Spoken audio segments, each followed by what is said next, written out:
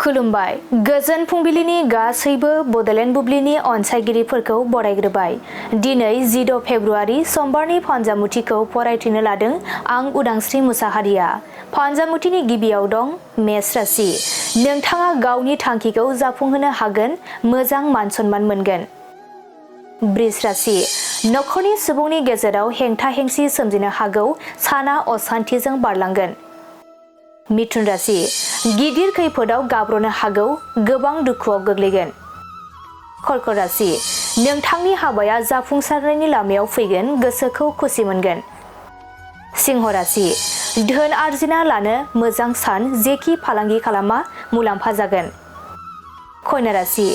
सोरजोंबा दावराव दावसि जानो हागौ, गोसोखौ मोजां मोननाय नङा। तुला राशि। देहाया सानाय सुनायजों गोबां खस्थ' मोननो हागौ, जोथोनै लाखिनांगोन। वृश्चिक राशि।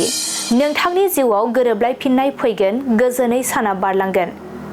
धनु राशि। आखायाव थानाय रांखावरिया जोबस्रांगोन, बायदि जारलायाव गोग्लैनो हागौ। मकर राशि।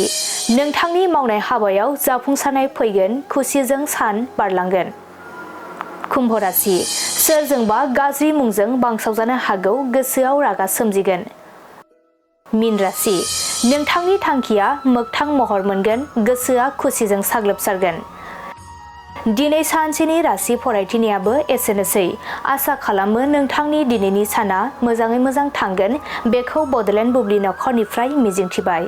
गोजोन्थों।